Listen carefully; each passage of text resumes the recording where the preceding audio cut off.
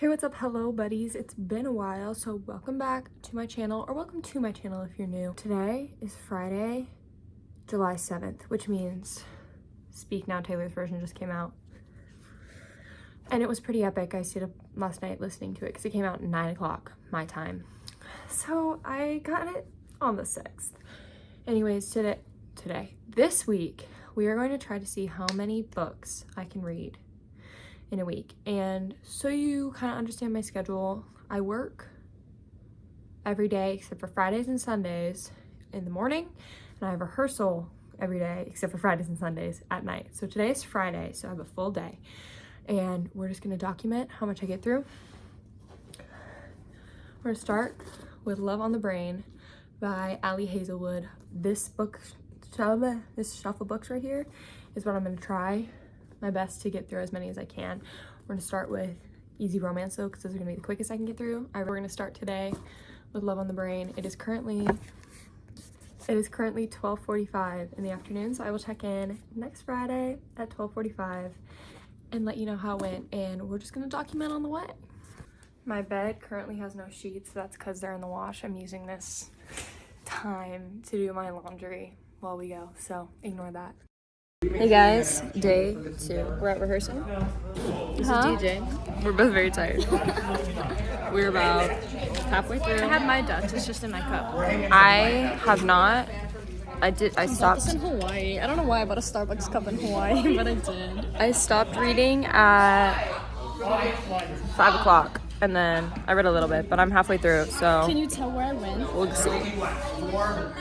Maui. I went to Maui. DJ wants to share her trip with everyone. Hey guys, it is currently 10:30 on July 8th. We are halfway through day 2. I just got home from work. I'm really tired. I pulled an all-nighter last night, so I'm really tired, but I'm making my dinner. I'm having a sandwich and Cheez-Its, and I'm gonna read, and I have that much left. So I think I could finish it tonight if I really commit to it. Other than that, it would be tomorrow morning, so let's go. Starting off day 2, or like finishing day 2 strong by starting a new one.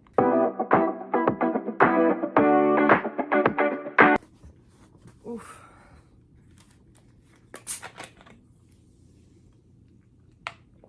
What's a video without the lovely sipping sound effects? Hey guys, welcome back to a cute little video I've been executing for the past week. Well, it's done now. It's been a few days since my experiment ended.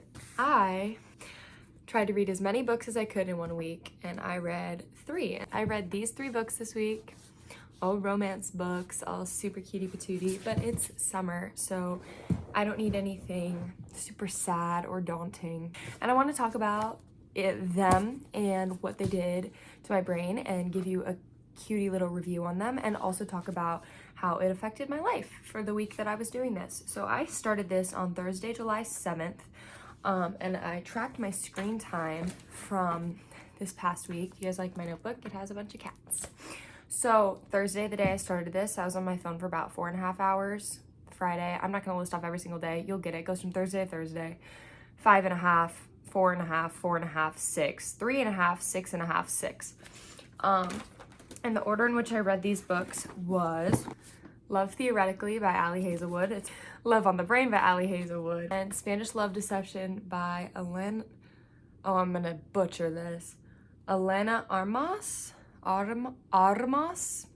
Maybe I'll get my friend Karina to tell me how to say that. I believe it's Spanish, but yeah. So these were the books I read. And I had pretty mixed reviews, especially going into a week reading very similar books. I wanted to read books that I knew I was going to be able to get through quickly, because I wanted to read as much as I could, which I was hoping for a minimum of this. I mean, it's a week, you know, and I'm very busy. I work every single day for about 6 hours, 6 to 8, and then I rehearse every day for 4 hours. So I have about 2 hours of driving time every single day, so there's not a lot of downtime. And when there was, I was reading these. So I didn't think I was gonna get through, I don't know, 1 book a day, but I read the books that I thought I would get through quick enough. And I have a good shelf of books over there, including some like murders, some mysteries, etc. But I wasn't gonna be able to get through those quickly because my brain actually wants to be able to focus on them. So we're gonna talk about these 3 romance books and how quickly I was able to get through them. So yeah, let's do that now.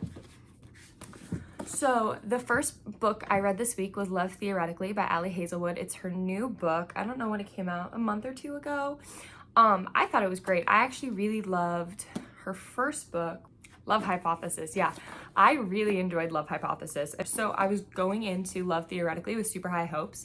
I think I gave it a 9 out of 10, maybe an 8.5. There were some things that were very tropey about it, but I think that's what I enjoyed about it.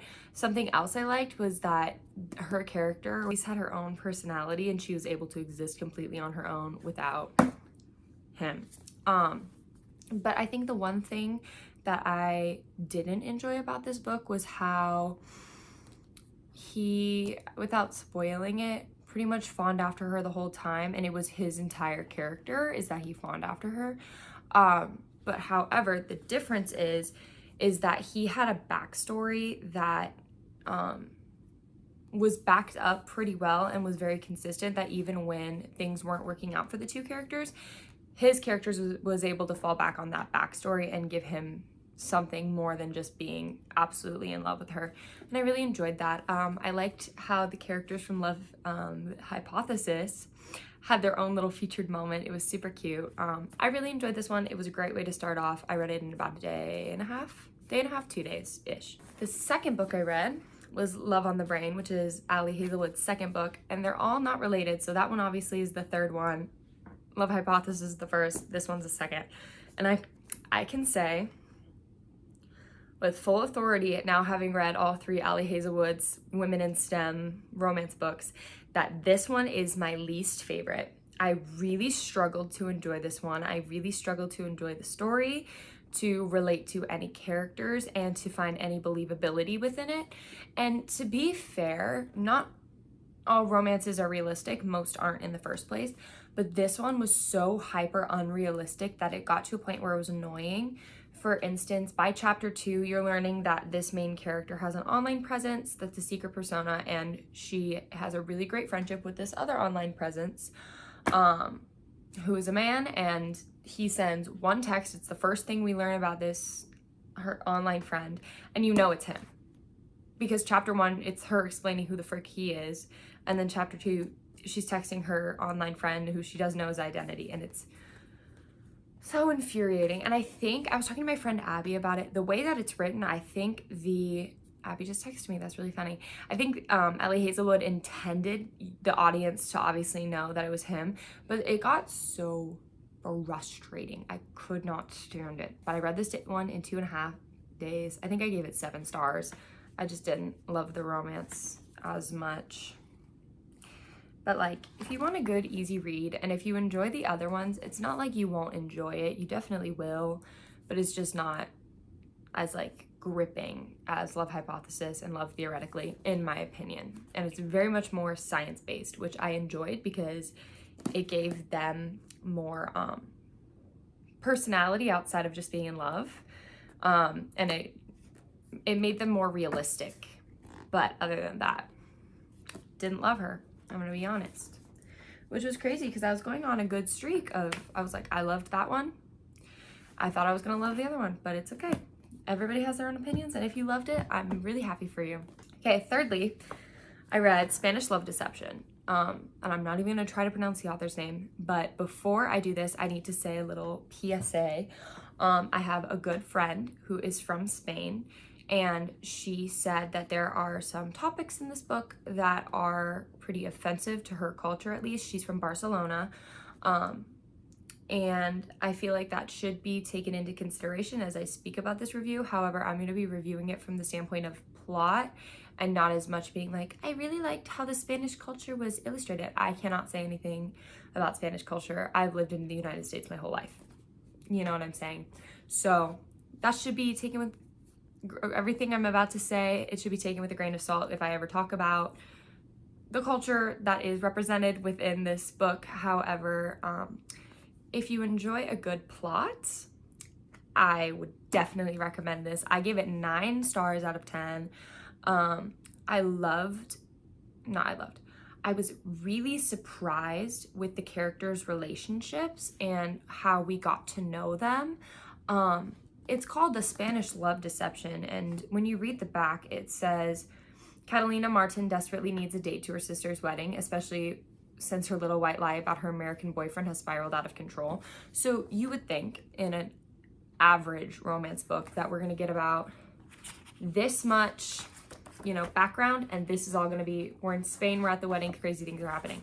But they didn't go to Spain until like here, which you can see the majority of the book is spent in America, and it's also spent with us trying to get to know these characters and getting to know their relationship and how they don't like each other, how their past has interacted.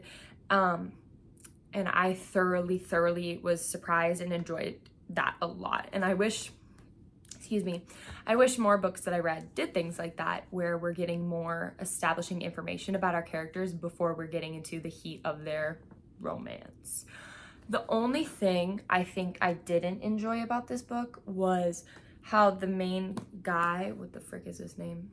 Aaron. When Aaron flips a switch in Spain, it basically goes from them having really strained relationship to it seemingly being like she's still in the mindset that that strained relationship exists and he's not. There's things that he says that aren't in line with the character of Aaron that we've previously gotten to know. So I really struggled with that. But other than that, I really enjoyed this book. Definitely recommend it, but please keep in consideration how some cultural things may be misrepresented. Again, I'm not from Spain, but my friend is from Barcelona, and she didn't enjoy this book almost solely because of that misrepresentation. So I feel like that should be taken into consideration. But overall, I really enjoyed 2 out of 3 of these books. I'm glad I finished reading Love on the Brain. I wanted to give up on it, but I didn't for the sake of the video. So yeah, if you guys have any recommendations similar to these books, please let me know down below. And also, if you've read any of these books, I would love to know your opinions. I would love to know your reviews. I think out of the 3 of them, Spanish Love Deception was my favorite, solely because of like how much establishing information there was on the characters. I feel like a lot of books I've been reading recently have been lacking that, and I really enjoyed it. I also loved Theoretically, and I've probably recommended it to 3 people in the last week. Love on the Brain didn't do too well. Anyways, I'm reading a new book now. It's called Romantic Comedy, and it's kind of about SNL, and it's super entertaining. So I'll have to let you guys know how that goes if you want that. If you want more videos of me talking about books and talking about my opinions on books, I would love to do that for you guys too. I'm kind of on a reading kick, and I would love book recommendations. So please comment them below or send me a message on my social medias, which are always at the end of the video. I hope you guys have a great rest of your day and summer. I will see you all later. Smooches.